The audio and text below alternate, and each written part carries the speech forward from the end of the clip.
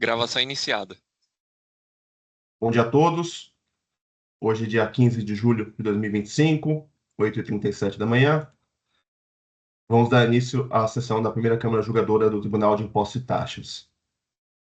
Todos os juízes já confirmaram presença no sistema EPAT. Vou iniciar a sessão. Temos 2 processos na sessão do dia de hoje. Vamos começar pelo processo de Whirlpool S.A. Autoinfração 5010973. É um recurso ordinário de relator do Dr. Carlos Henrique Martins Lima e vista Dr. Eduardo Soares de Mello.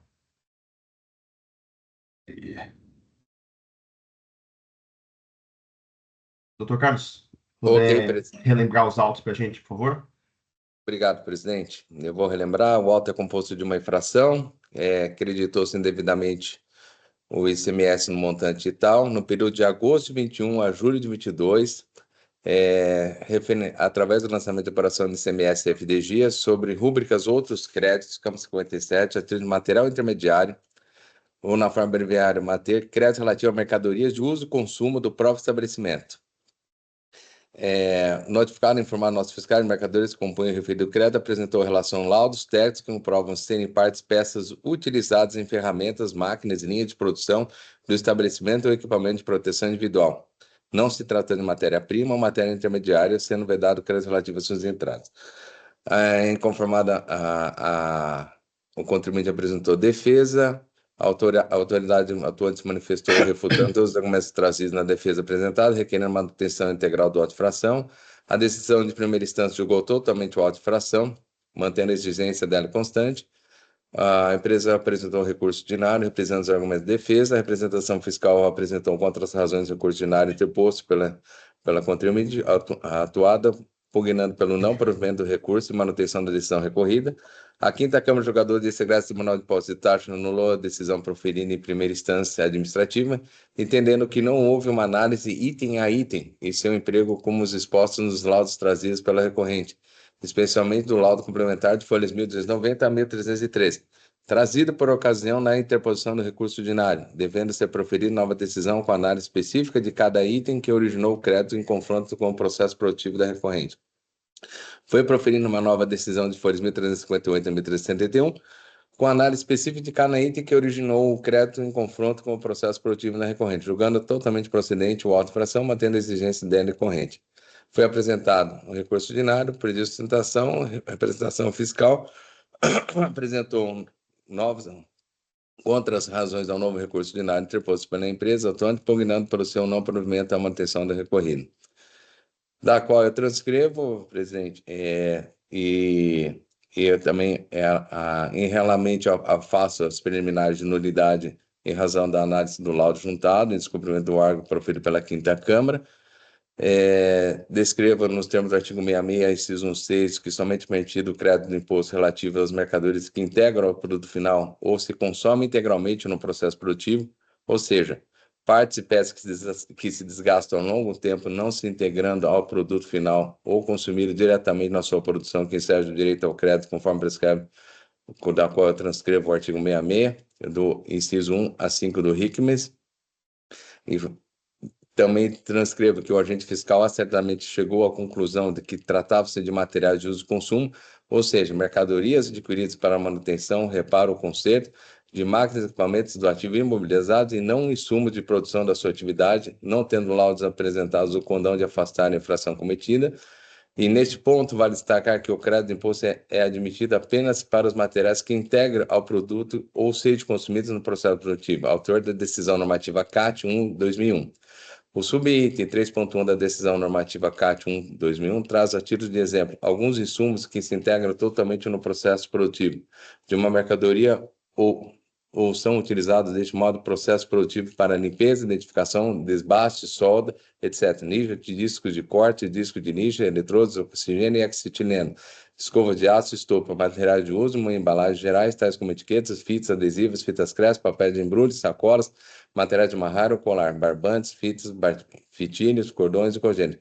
Lápis isopor, utilizado no isolamento e proteção dos produtos no interior das embalagens. Tinta, giz de pincel tônico e lápis para marcação de embalagem. Óleos de cortes, rubores, modelos, matrizes de isopor utilizados pela indústria. Produtos químicos utilizados no tratamento de água fluente e afluente no controle de qualidade de teste de insumos e de produtos.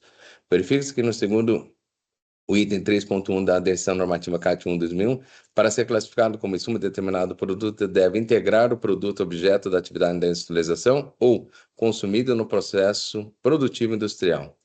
É importante ressaltar que há necessidade de diferenciar os insumos consumidos integralmente no processo produtivo dos materiais que são consumidos ao longo do tempo. Esses últimos são classificados como material de uso e consumo do próprio estabelecimento e conforme a legislação vigente, que não seja direito ao crédito ICMS, como detalhadamente destacado na resposta à consulta tributária 29.314 de 24. No caso, todos os materiais objeto da autofração são utilizados no processo produtivo, todavia se desgastam ao longo do processo produtivo, não integrando física e quimicamente o produto final. São apenas materiais utilizados para manutenção de máquinas, equipamentos e para proteção individual, que não integram o produto final e não consomem imediatamente e integralmente.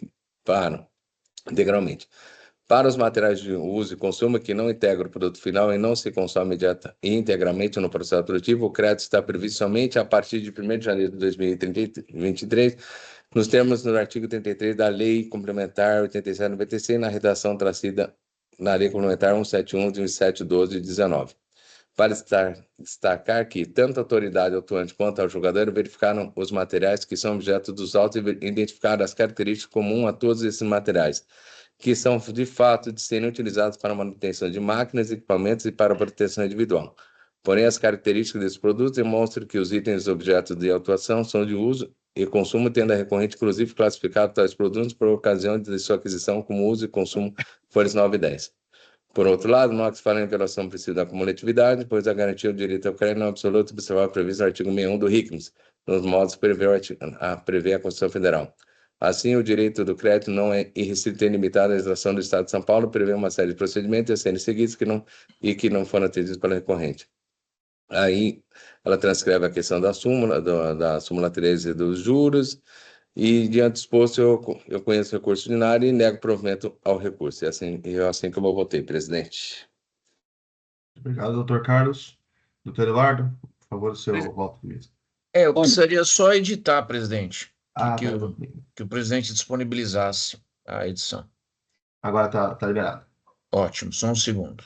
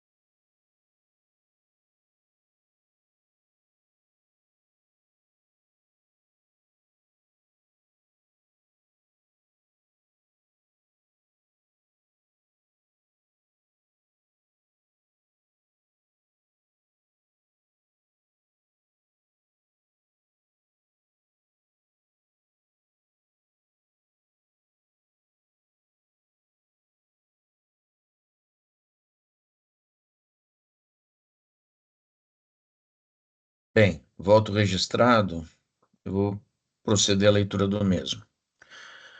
Pedi vista do processo para melhor me manifestar sobre as questões em enfoque. Aí aqui eu reproduzo a acusação fiscal. Em sessão de julgamento realizada em 24 de junho, nessa colém da Câmara, o ilustre juiz relator, a quem rendo minhas homenagens e aproveito o relatório desenvolvido, julgou a aludida acusação fiscal procedente, mantendo o auto lavrado. Em que pese o bem elaborado voto proferido pelo ilustre juiz relator, ouso discordar de seu entendimento pelos motivos aduzidos a seguir. Como mencionado, a acusação fiscal diz respeito, portanto, à apropriação indevida de créditos do ICMS em virtude da aquisição de mercadorias de uso ou consumo do próprio estabelecimento da recorrente, partes e peças utilizadas em ferramentas, máquinas e linhas de produção do estabelecimento ou equipamentos de proteção individual, em divergência à alegação da recorrente de que tratar-se-ia de material intermediário. A recorrente se insurge em sede preliminar contra a nova decisão de primeira instância, folhas 1358 e 1371, desta vez proferida em suposto atendimento à determinação da Colém da Quinta Câmara Julgadora deste egrégio tribunal, julgado em 6 de dezembro de 23, com a assertiva de que a devida utilização no processo produtivo de cada item por ela adquirido e cujos créditos de ICMS foram glosados, não foi analisada pelo juízo monocrático.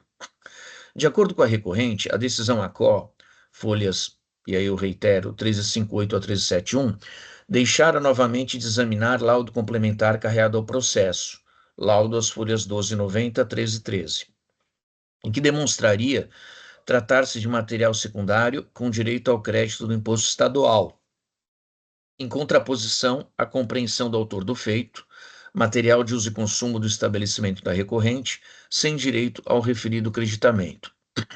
O ilustre juiz relator não acolheu a pretensão preliminar da recorrente nos seguintes termos, abre aspas, aí eu vou ler aqui a parte do voto do Dr. Carlos Henrique. Primeiramente, afasta os preliminares de nulidade em razão da ausência de análise de laudo juntado e descumprimento do acórdão proferido pela Quinta Câmara deste egrégio tribunal, bem como da ausência da análise item a item das mercadorias objeto de glosa e justificativa individualizada para cada item.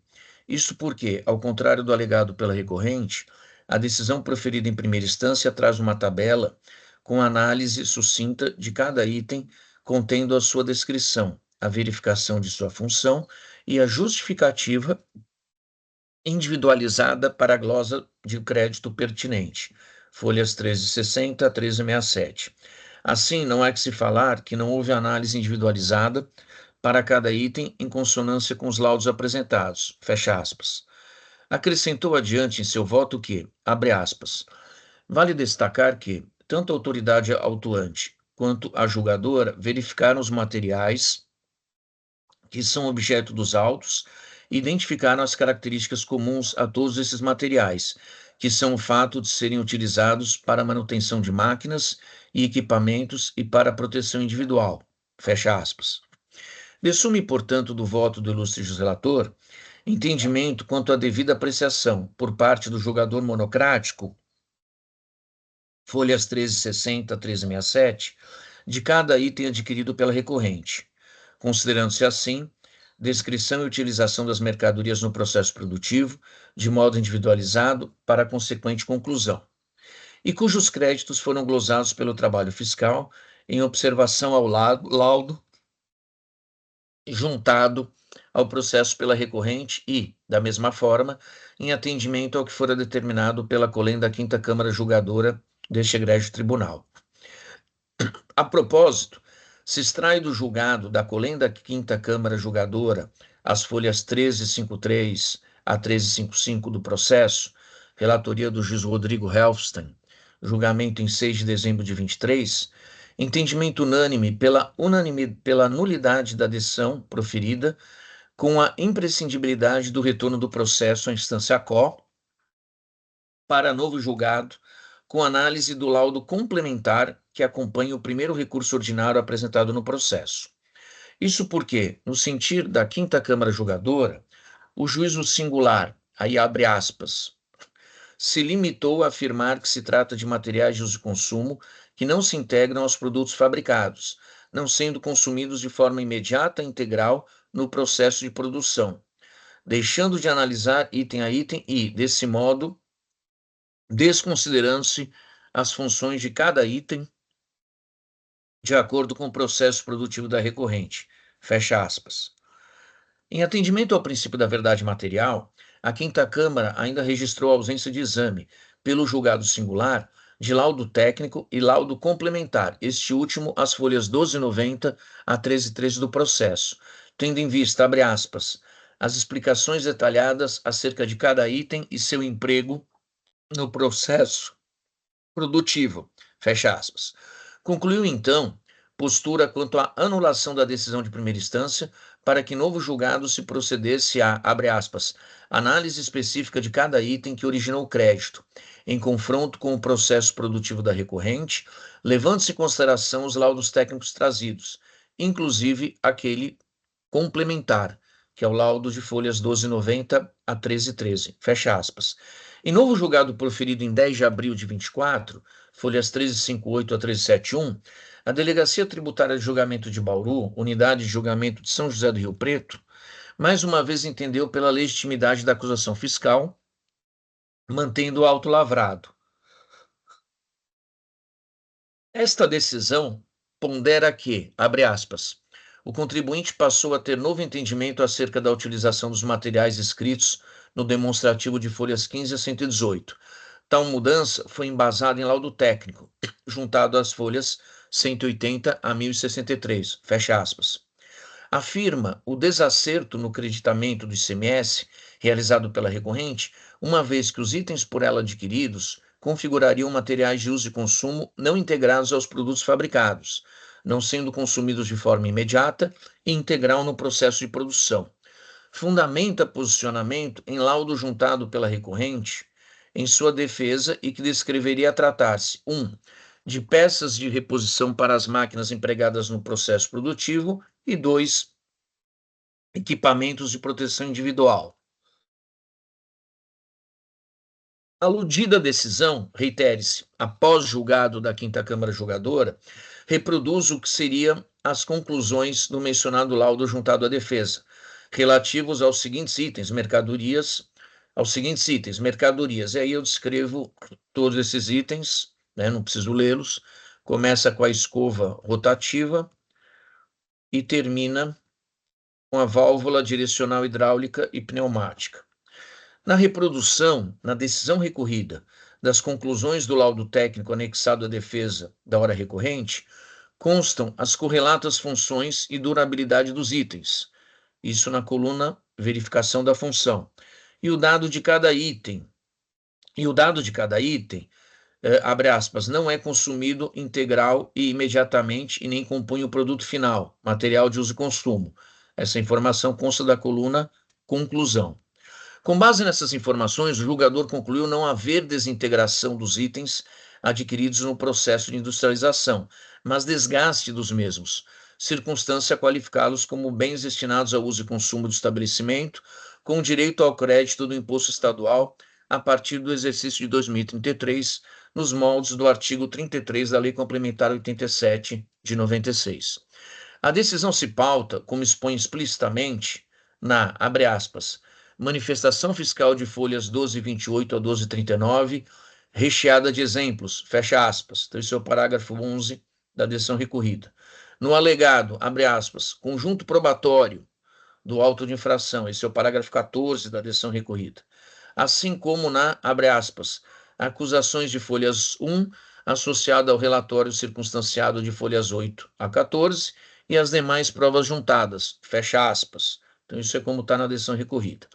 Mas o impugnado deciso, e aí eu estou comentando, silencia acerca do laudo complementar de folhas 1290 a 1313, carreado ao processo, em desatendimento à determinação expressa à unanimidade pela Quinta Câmara Julgadora. Isso porque procura se basear, com pretensos elementos de prova, apenas ao primeiro laudo técnico juntado pela recorrente, além de se limitar à genérica e vaga referência a, abre aspas, manifestação fiscal de folhas 1228 a 1239, que é o parágrafo 11 da decisão, conjunto probatório do auto, que é o parágrafo 14, e demais provas juntadas.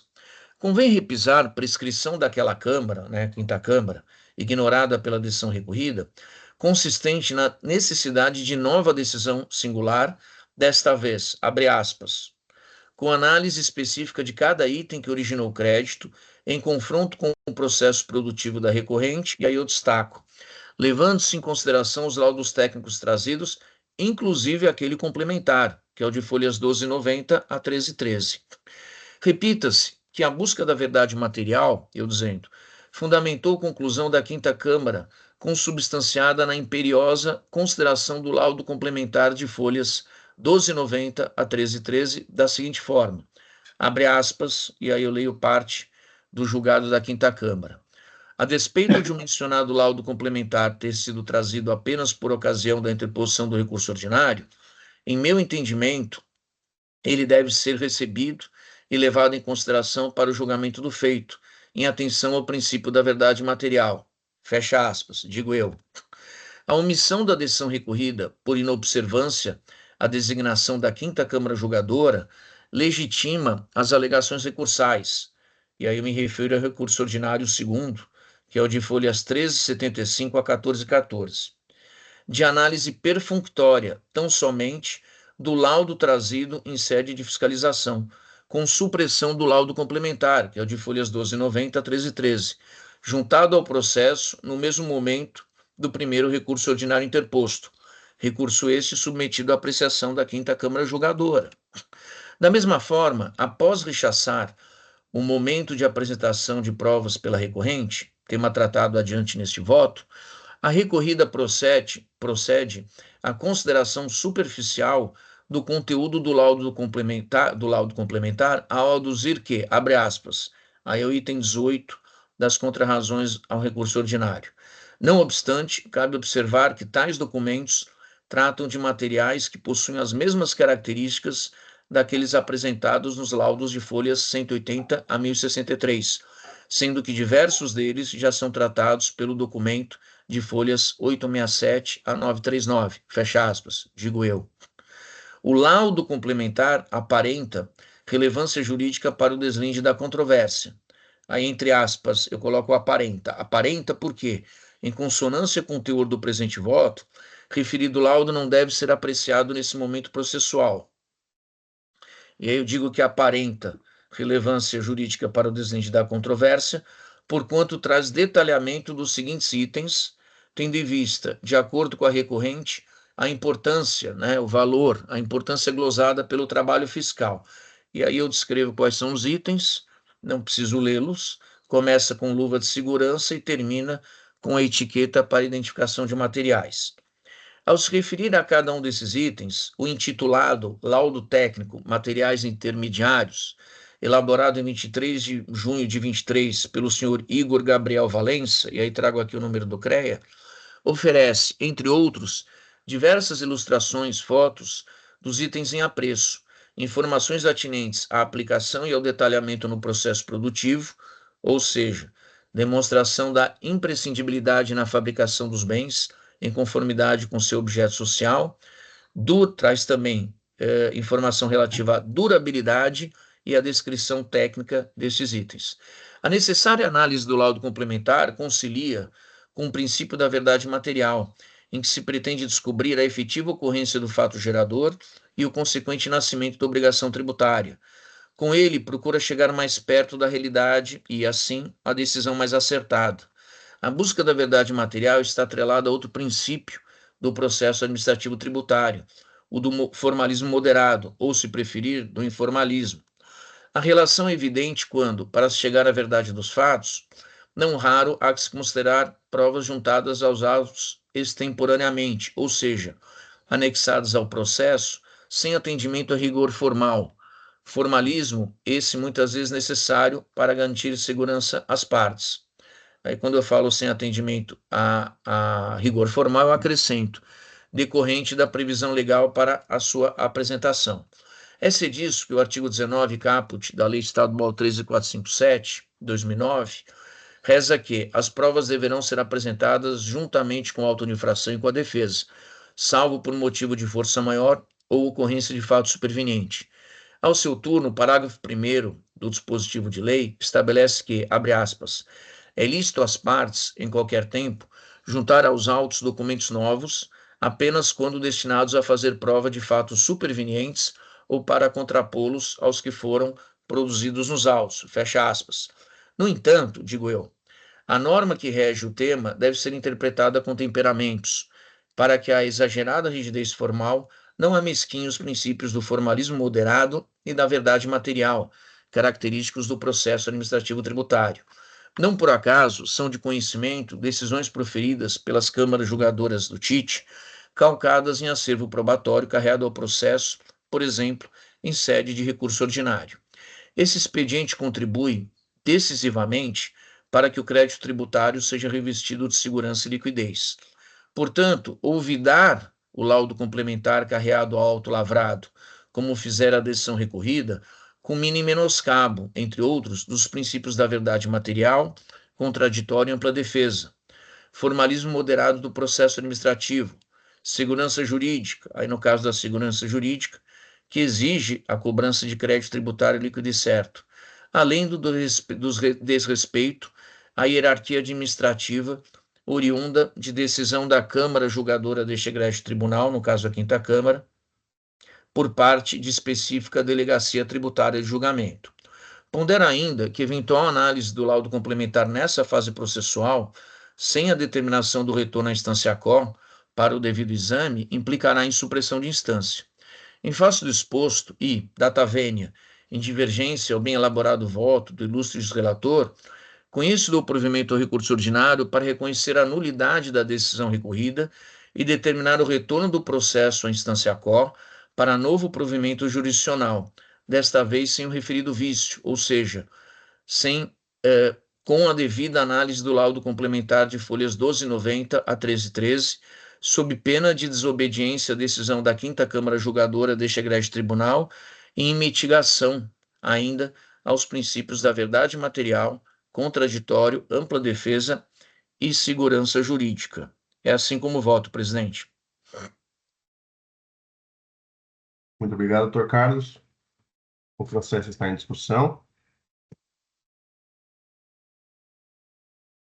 Eu entendo que não dá para se falar em supressão de instância quando os documentos foram apresentados após o julgamento da defesa, né? Então, eu também concordo com a decisão do Dr. Carlos ali, pelo que eu vejo dos autos, eu vejo que houve uma análise pelo julgador ali, Exato. então vou acompanhar o Dr. Carlos, né? É, mais alguém? Não? Então, vou encerrar os debates. Uma dúvida. Bom dia, eu sou substituto aqui. É, esse é um voto de preferência ou é um pedido de vistas do... Esse foi um voto de vista. Ah, tá. Então ele não vai ser votado hoje, né? Não, não, já foi. Já saiu em vista. O Dr. Carlos leu o voto Ah, que ele já tinha proferido na sessão anterior. E entendi. o Tá. Dr. Eduardo preferiu o voto de vista. Ah, entendi. Tá bom.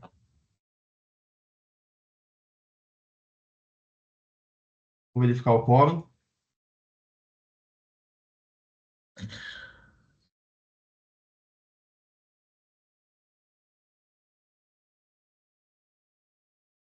Iniciar a votação.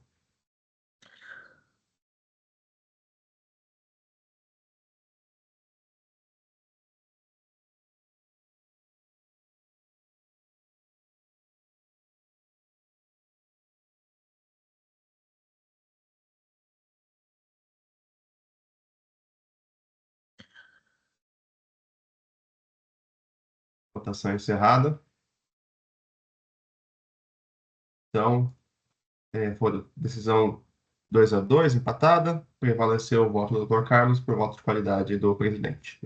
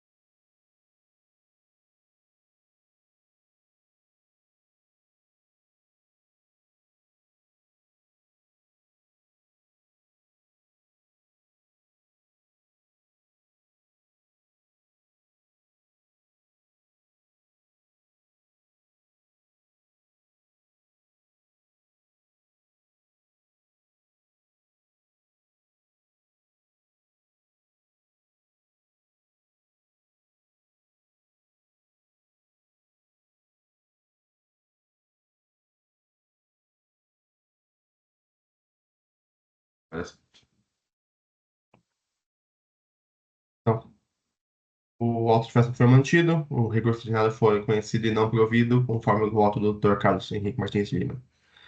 Obrigado, doutora Morgana. Muito obrigada, bom dia a Bárbara todos.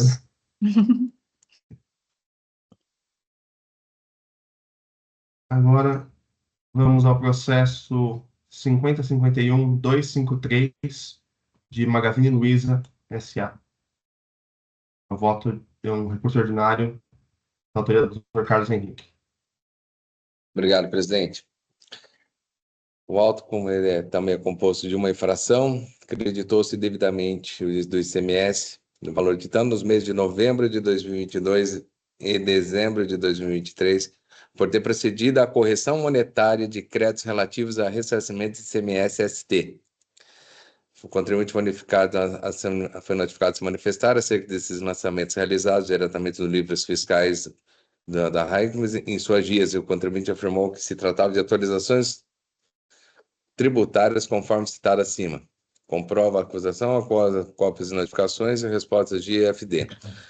A empresa apresentou definitivamente suas defesas de folhas 40 a 82, da qual alega. O órgão atuante apresentou manifestação de folhas 93 a 99 prevista pelo artigo 36 da Lei 13.407/19, alegando que não há na legislação paulista a previsão de aplicação de juros de mora quanto da escrituração de créditos por parte do contribuinte, e desta forma não há como adotar tal aplicação de juros.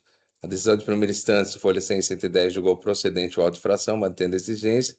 A empresa atuante apresentou recurso ordinário, reprisando os argumentos da sua defesa, a pedido de sustentação oral, representação fiscal manifestou pelo não provimento de recurso ordinário, viemos ao concluído o julgamento. Este é o relatório, presidente.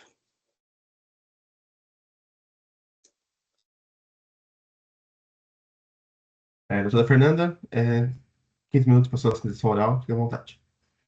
Perfeito. Bom dia, ilustríssimo senhor presidente, senhor conselheiro relator, demais conselheiros julgadores presentes na sessão. Bom, inicialmente, eu gostaria de rememorar que o agente fiscal, ao descrever a suposta infração, ele entendeu que tais montantes apenas podem ser recuperados mediante lançamentos na escrita fiscal de seu valor nominal, o que na prática significa dizer que tais montantes não devem ser atualizados monetariamente. Em resposta, ao contrário do que afirma o agente fiscal, a recorrente não admitiu tais situações, tendo apenas informado que as antecipações de ICMS-ST, suportadas em todas essas hipóteses mencionadas, têm natureza de pagamentos indevidos e a maior, razão pela qual o ressarcimento, nesses casos, possui natureza de repetição de indébito. Dessa forma, atrai automaticamente a necessidade de correção monetária dos valores, mas, independente de sua boa-fé, o agente fiscal lavrou o auto de infração que foi julgado procedente sem o devido enfrentamento dos pontos abordados pela recorrente, motivo pelo qual a decisão ora recorrida deve ser reformada. Dessa forma, a recorrente pugna pela integral improcedência das exigências fiscais pelos seguintes argumentos. Em primeiro lugar, eu vou abordar as nulidades, que são, a primeira, cerceamento, ampla defesa e ao contraditório, tendo em vista que o lançamento estava desacompanhado do relatório circunstanciado, e sobre esse ponto, é importante ressaltar que o relatório circunstanciado é essencial para a descrição dos fatos que ensejaram o lançamento, tendo em vista que a descrição da infração está deficiente, não sendo suficiente para dar suporte à exigência fiscal, conforme o artigo 142 do Código Tributário Nacional. A segunda nulidade consiste em equívoco na imputação legal da suposta infração, tendo em vista que a fiscalização indicou dispositivo infringido que não guarda qualquer relação com o objeto da autuação. Na prática, o que propõe a fiscalização e manteve a decisão recorrida é que a suposta infração seria advinda de suposto aproveitamento indevido de créditos provenientes de atualização monetária do ressarcimento do ICMS-ST, cuja disciplina é diversa e específica, constante no artigo 269 e seguintes do Regulamento de ICMS paulista. Ocorre que não há na lei e nem no decreto estadual qualquer dispositivo que vede expressamente a atualização monetária dos créditos. Verifica-se, então, com isso, que a fiscalização e a decisão recorrida partiram de premissas equivocadas, baseando-se meramente em suposições e presunções. Desse modo, a indicação defeituosa ou insuficiente da infração cometida caracteriza vício material insanável e ausência de motivação, inibindo assim o direito ilimitado da recorrente ao contraditório e à ampla defesa. Dessa forma, faz-se necessário o reconhecimento da nulidade do lançamento, com o cancelamento das exigências fiscais e, consequentemente, a reforma da decisão recorrida. Alternativamente, no mérito, caso não se entenda pela nulidade da autuação, a recorrente também demonstrou que as exigências fiscais são improcedentes, tendo em vista que restou demonstrado que a fiscalização dá ao indébito de ICMS-ST o mesmo tratamento que daria aos créditos escriturais decorrentes da não cumulatividade. Estes, sim, em regra, sujeitos ao creditamento em valor nominal, sem atualização monetária. Essa equivocada interpretação da fiscalização não deve prevalecer. Aí, o artigo 10, parágrafo 1º da Lei Complementar nº 87 de 96, assegura que os valores a serem restituídos, em razão da não realização do fato gerador presumido, sejam devidamente atualizados pelos mesmos critérios aplicáveis ao tributo. Isso porque, em se tratando de um indébito tributário, é evidente que a sua repetição está sujeita à atualização pelos mesmos índices que seriam exigidos pelo Estado em caso de inadimplência do particular. Em síntese, ao contrário do entendimento da decisão recorrida, não está aqui tratando de crédito a ser compensado na apuração do imposto, mas sim de uma antecipação do imposto que se refere a uma relação jurídico-tributária que não ocorreu, em razão da ausência de fato gerador, ou ainda cujo fato gerador contemplou aspecto quantitativo inferior ao presumido. Logo, o que se antecipa é apenas o ICMS devido. Se algumas das hipóteses mencionadas não se concretizam, é incontestável que o montante recolhido representa uma cobrança fiscal indevida, que deve sim ser restituída pelo fisco ao contribuinte substituído.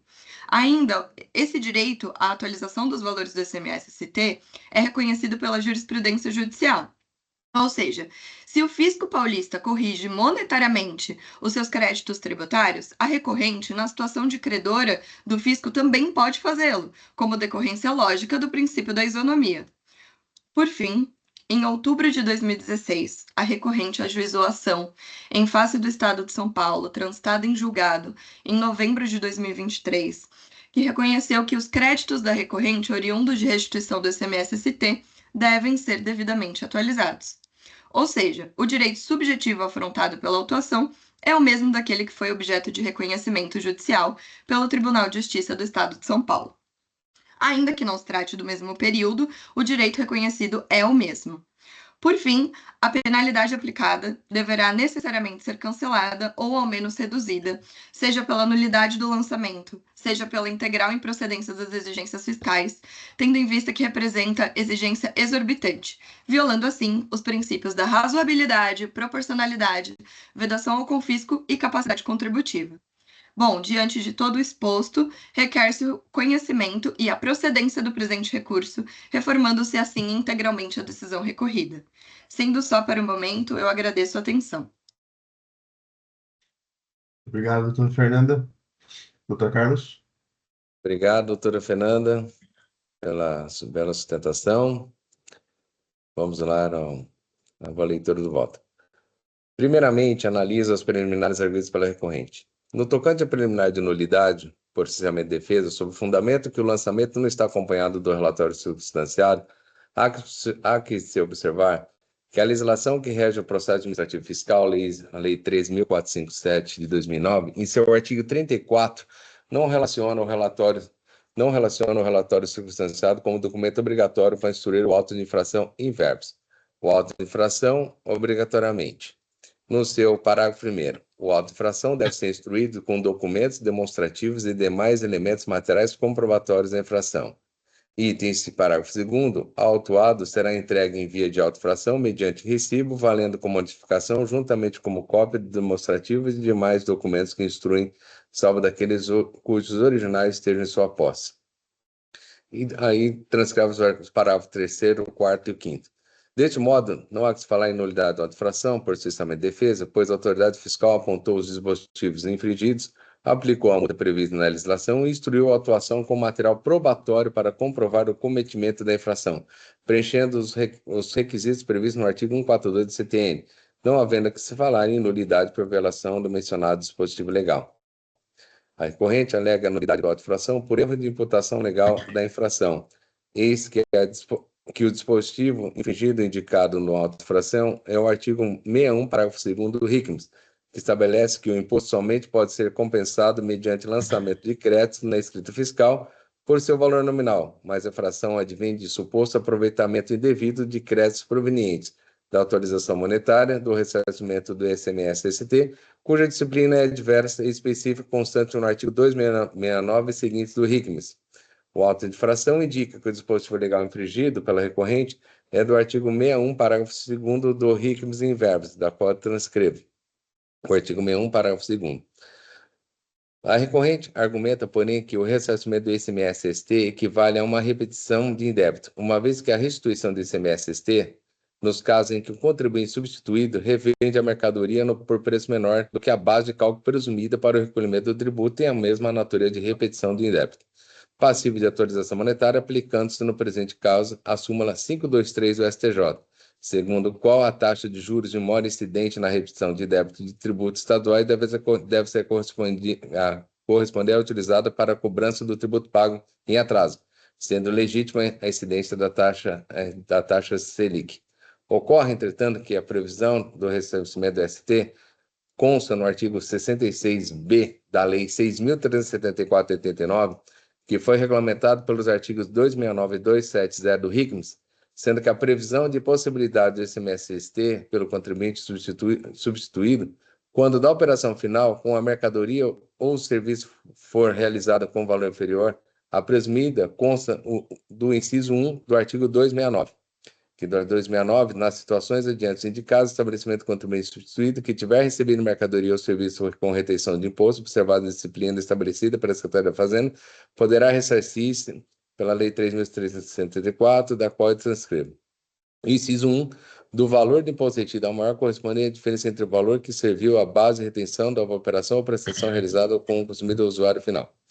As modalidades de ressarcimento do imposto foram elencadas no artigo 270 do RICMS, que prevê 3 hipóteses mediante: 1. Compensação escritural, conjuntamente com a apuração relativa às operações submetidas ao regime comum de tributação mediante lançamento no livro de registro de apuração de ICMS. 2. Nota fiscal de ressarcimento, quando a mercadoria tiver recebida diretamente do estabelecimento do sujeito passivo por substituição, mediante emissão de documento fiscal, que deverá ser previamente visado pela repartição fiscal, indicando como destinatário o referido estabelecimento e com o valor da operação daquele a ser ressarcido. Item 3. Pedido de ressarcimento mediante requerimentos a Cefaz. A recorrente, conforme se verifica pela GIA e livro de registro de apuração do ICMS, o RICMS, optou pela modalidade de compensação escritural, realizada conjuntamente com a apuração normal do ICMS, mediante o lançamento de crédito diretamente no livro, RICMS, ou nota fiscal de ressarcimento com a apropriação do valor a ressarcir na forma de crédito efetuado na escrita fiscal. Por conseguinte, o ressarcimento na modalidade de compensação escritural ou nota fiscal de ressarcimento, ambas operacionalizadas por meio de créditos fiscais, necessariamente invocam as disposições e regras aplicáveis ao sistema de crédito ICMS na sistemática da não cumulatividade do imposto, prevista pelo artigo 61 do RICMS, como salientou o julgador de primeira instância, folha 107, uma vez que a legislação tributária não pode ser interpretada de forma isolada. Isso significa que, como a recorrente efetuou créditos fiscais no RICMS a título de ressarcimento do ICMS-ST, deveria aplicar o que determina o parágrafo 2º do artigo 61 do RICMS, ou seja, escrituração do crédito pelo valor nominal, e não com atualização monetária, como acertadamente decidiu o julgador de primeira instância, não havendo que se falar em erro na imputação legal da infração, restando afastada a segunda preliminar nulidade, bem como na existência de previsão legal para atualização monetária do ressarcimento do ICMS-ST, que se dá apenas no caso de pedido de restituição não liberado no prazo de 90 dias, hipótese na qual o artigo 10, parágrafo 1º da Lei Complementar 87/96, transcrito a seguir, autoriza o contribuinte substituído a se creditar do valor devidamente atualizado, não sendo o caso destes autos, tendo em vista que não houve omissão do fisco em deferir qualquer tipo de pedido de ressarcimento do ICMS-ST da recorrente, da qual eu transcrevo o artigo 10, no seu parágrafo 1º. Por conseguinte, não há na legislação tributária paulista previsão para atualização monetária dos créditos oriundos de ressarcimento de ICMS-ST. Ao contrário, há expressa disposição legal, no artigo 61, parágrafo 2º, determinando que deve ser escriturado por seu valor nominal. Relativamente à existência de ação judicial no processo final 0053, com o transjulgado, cuja decisão reconheceu o direito da recorrente à correção monetária dos valores decorrentes da restituição do ICMS-ST de períodos anteriores, certamente também destacou a decisão de primeira instância, que a referida decisão não vincula esse órgão de julgamento, eis que, como exposto pela própria recorrente, não acerca do mesmo período ao do presente processo administrativo tributário, sendo vedado este órgão de julgamento a fazer a aplicação de norma estadual válida consubstanciada no artigo 61, parágrafo 2º do RICMES. Neste contexto, conclui-se que a infração em análise se encontra plenamente caracterizada e em face da falta de previsão legal que autoriza a atualização monetária e decretamento a título de ICMS-ST. Em relação à ilegalidade da atualização do valor básico da multa, cabe destacar a legítima imposição de sua atualização do período anterior à lavratura do auto de infração. E esse tema foi simulado por esse ingresso do Tribunal de Contas de Verbo, súmula 13. A alegação da recorrente que a multa violaria os princípios da proporcionalidade, razoabilidade, vedação com fisco e ausência de lesão ao erário público não procede, eis que a multa está prevista no artigo 85 da 6.374, sendo vedado o processo administrativo tributário a fazer a aplicação de lei, exceto quando a inconstitucionalidade de norma tenha sido declarada por meio de ADIM ou decisão definitiva do STF. Enfim, ainda tal, desde que o Senado Federal tenha suspendido a execução do ato administrativo, conforme previsto no artigo 28 da 3457. Assim, conclui-se que a fiscalização, ao lavrar o presente auto de infração, observou corretamente a norma vigente, aplicando corretamente a multa e os juros diários nos termos do artigo 96 da 6.374. Antes exposto acima, conheço o recurso ordinário, nego-lhe provimento, mantendo a íntegra decisão proferida em sede de julgamento de defesa, o qual julgou procedente o auto de infração. Assim como eu voto, presidente. Muito obrigado, doutor Carlos. Doutor Eduardo? Eu gostaria, se possível, presidente, de pedir vista do processo, e aí eu devolvo bem rápido. Claro que eu já adianto que, em relação a essa assertiva de que o relatório circunstanciado ele é fundamental, eu penso de forma distinta, né? Não precisa ter relatório circunstanciado, não precisa ter notas explicativas. O que importa é que o conteúdo seja claro para se defender, para exercer o contraditório. Mas tem alguns outros pontos que eu queria dar uma olhadinha com calma. Perfeito. Já fez o pedido aqui, vou deferir o pedido de vistas. Cadê? Aqui.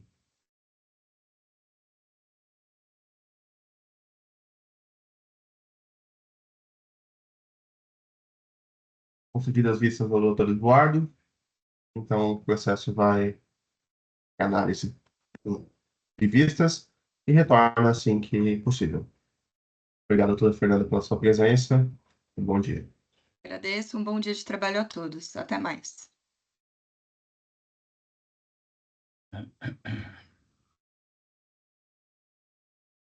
Com isso, encerramos a sessão de hoje.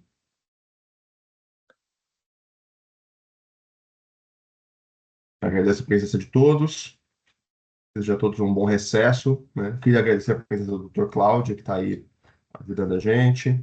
Eu que agradeço a Dr. Carlos Eduardo também, que participou hoje com a gente. Desejar a todos um bom recesso e retornamos em agosto de volta com a residência do Dr. Inácio. Desculpe, eu até tinha esquecido, então não tem sessão semana que vem. Eu Não ia terá. Não tem, essa é a última, já vamos entrar em recesso. Ah, tá. E são 2 semanas? Um pouco mais do que isso, mas volta na primeira semana de agosto. Doutor Rafael, presidente, e doutor Eduardo e demais também estão cobrando. Vou fazer um pedido, hein? Vou reiterar que em agosto a gente faça esse jantar com o doutor Inácio, faça chuva, faça sol, hein, Rafa? Vamos fazer Tá bom? isso. Tá bom? Tá bom, doutor Eduardo? Vamos fazer isso. Doutor Carlos, eu acho que a gente tem que tomar um vinho do Porto, no Porto, em Portugal. Você nos proporcionar, já que é a sua, como é que chama? Quando você vai São Paulo, Rio, São Paulo, que surgiu a expressão. Imagina. Vamos Esqueci fazer a expressão. Eu levo o vinho do Porto e a gente toma o vinho do Porto lá. Para prazer rever o doutor Carlos Eduardo, doutor Cláudio também. Está convidado o nosso jantar também, todos, hein, doutores? Tá bom? Obrigado. É um jantar fictício, só para vocês saberem. Não vai acontecer. Isso é prometido há um ano e meio. Mas a gente finge que acredita. A pergunta é se o vinho é real ou também se o vinho é fictício, não vinho. Não, o vinho é real. É IA, inteligência artificial. O vinho aparece, mas ele não existe. Vou falar uma coisa para você, desculpa fazer uma propaganda. Obrigado, só pedir ao eu tenho um filho meu doutor Luiz Felipe, só um sistema. Carlos. Pela foto, ele identifica se a carne é boa ou não. Procure na internet. A gravação da sessão. Calma, vocês estão falando ao mesmo tempo. Não deu para entender. Só queria pedir ao doutor Luiz Felipe para encerrar a gravação da sessão para a gente poder se despedir da audiência.